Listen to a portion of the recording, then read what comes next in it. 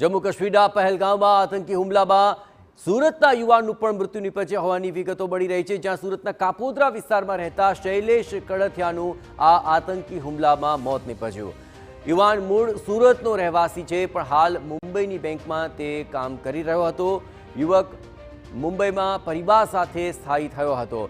આ યુવાન પરિવાર સાથે સુરતથી કાશ્મીર ફરવા માટે ગયો હતો। કાશ્મીર પ્રવાસ વખતે યુવકને આતંકીઓએ ગોળી મારી દીધી, જ્યાં યુવકના સુરત ખાતેના ઘર પર પોલીસ બંદોબસ્ત ગોઠવી દેવાયો છે।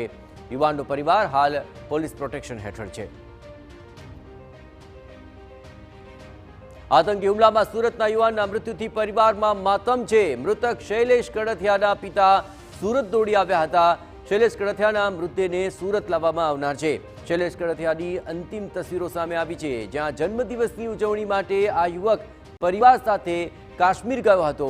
જન્મદિવસની ઉજવણીના એક દિવસ પહેલા જ આતંકી હુમલામાં આ યુવાનનું મોત નિપજ્યું છે।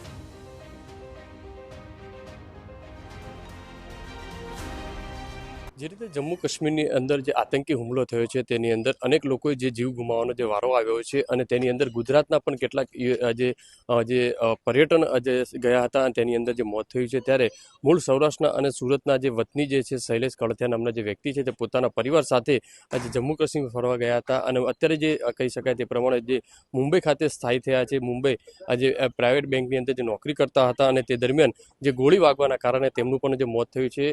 સુરતની અંદર જે કાપોદ્રા વિસ્તારની અંદર આજે શૈલેષ કડથિયા છે, તેમનું આ જે ઘર છે, આ ઘરની અંદર 1 વર્ષ પહેલાં રહેતા હતા। ત્યારબાદ અત્યારે તે બોમ્બે જે શિફ્ટ થયા છે। એટલે મહત્વની વસ્તુ એ છે કે અત્યારે જે લોકોમાં એક આક્રોશ છે। અહીંયા જે મકાનની અંદર જે લોકો ભાડે રહે છે તેમની સાથે વાત કરીશું। બેન, શૈલેષભાઈ નું આ મકાન છે, કઈ રીતે પરિચય, કેવો સ્વભાવ હતો અને કઈ તમને કંઈક સમાચાર મળ્યા?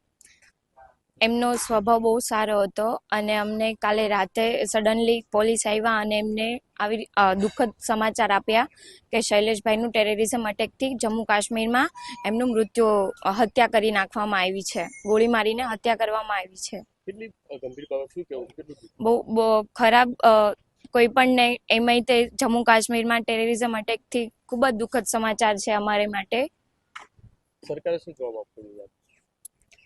સરકારને એક્શન લેવી જોઈએ કે આવી અવારનવાર બીજી વખત ના થાય। એમની લીધેથી એમના ફેમિલી લોકો બધા સફર કરે છે આમાં। તેમના પરિવારની અંદર કોણ કોણ હતું, કેવો સ્વભાવ હતો? મતલબ એના ફાધર બી કંઈક ગામ રહે છે, અહીંયા અવારનવાર આવતા હોય છે? એમના ફાધર અવારનવાર આવતા રહે છે, અને એમના વાઈફ છે એન્ડ એને દીકરા દીકરી છે। એ લોકો પહેલા રાજકોટ રહેતા હતા અને હાલ બોમ્બે શિફ્ટ થયા છે, એન્ડ એમના ફાધર એકલા ગામડે રહી છે, અને એમને 3 સિસ્ટર છે, એ હાલ સુરતમાં રહી છે।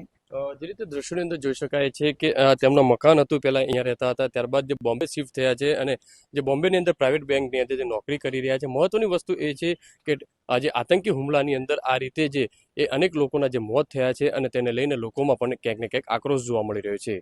કેમેરામેન સંજય ચંડલ સાથે બલદેવ સુથાર, TV9